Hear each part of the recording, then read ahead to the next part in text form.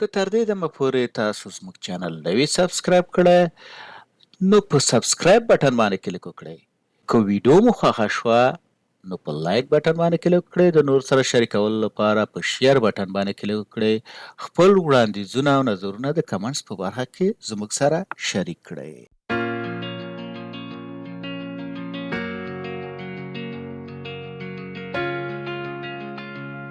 اوس راځم په ډي کاونټا فنکشن باندې کار کوم. ډي کاونټا فنکشن دا د ډیټابیس د فنکشنو د جملې څخه دی. کله چې ډي د یو فنکشن مخته زیاتره فنکشن مخته راغی د ډیټابیس دا مثال په ډیټابیس فنکشنو کې کېدای شي نور فنکشنو مخته هم ډي راشي، خو هغه په دې معنا نه ده چې هغه هم ډیټابیس فنکشن دي. خو کله چې ډیټابیس فنکشن ډي چې مخکې راځي دا په معنا د ډیټابیس مثال ډیټابیس کاونټ ډیټابیس کاونټا په دې شکل سره. زه دلته راځم په دې کې موږ باید دا خپل ډیټابیس یو ټیبل ته لومړی واړو چې مثال هغه ټیبل ته نوم ورکړو چې دا ما ټیبل ته اړولی ګورې ډیزاین ټیبل ته راشئ مثال دا ټیبل 1 دی. که انزر ته راشئ مثال دې ته ټیبل په دې نشي انزر کولی. که ستاسو غواړئ چې مثال انزر کې دلته به راشئ خپل هغه ډیټا سیټ به سلیکټ کړئ یا به دلته یو خانه کې سلیکټ کړئ ورته چې انزر ټیبل یا په کیبورډ کې کنټرول ټي مثال دا به ټیبل ته واړئ.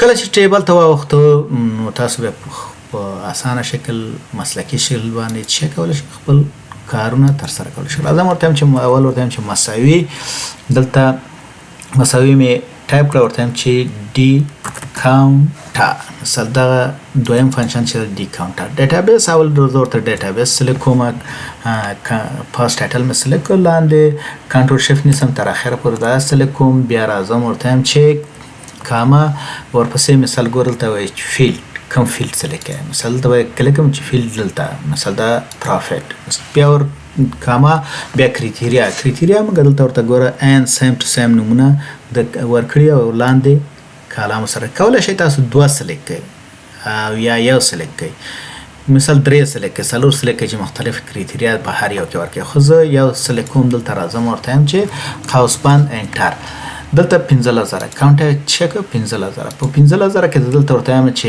کوم ریجن د پاره ورته وایم چې اشیا د پاره دومره دی مثال که ورته وایم چې یوروپ مثال د یوروپ د پاره دومره دی. که زه دلته ورته وایم چې ډي وسره اضافه کوم ګوره دلته دا نشته ده په دې ډیټابیس کې. کوم شی چې په ډیټابیس کې نه وي هغه تاسو ته راوړي مثال په ای باندې شروع شوي اشیا.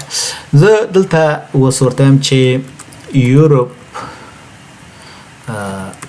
مثال دا مې انټر که دلته ورته وایم چې سیلس څومره وي د دې نه دومره وي 1000 نه پورته وي دا دومره دي. په دې شکل سره دا تاسو کاونټ کولی شئ.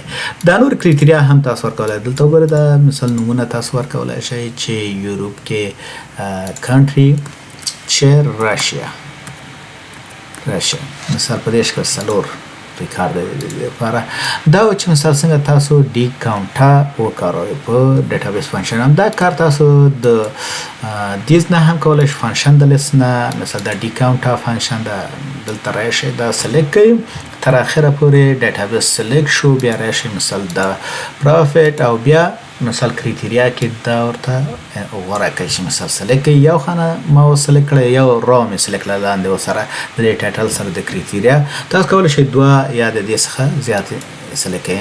بس دلته وصول ګورئ ان شی چې لکه مخکې چې تاسو مانوال وکړو اوسم د مینو نه وکړو. د شکل سره تاسو کولی شئ چې دا فنکشن ترسره کړئ. مننه چې تر دې دمه زما سره وئ. یو کمانډ چې ستاسو خوښ شوی وي او یا تاسو په دې ویډیو کې نوی زده کړی وي د کمنټس په برخه کې ولیکئ. دا ویډیو د نورو زده کوونکو سره هم شریکه کړئ ترڅو هغوی هم ترېنه استفاده وکړي. ستاسو نظرونه شریکول او فعاله ونډه ماته انرژي راکوي چې ترڅو دغه کورس ژر او په سمه توګه بشپړ کړم. نو ستاسو څخه هیله کوم چې خپل نظرونه یا وړاندیزونه زما سره د کمنټ په برخه کې شریک کړئ.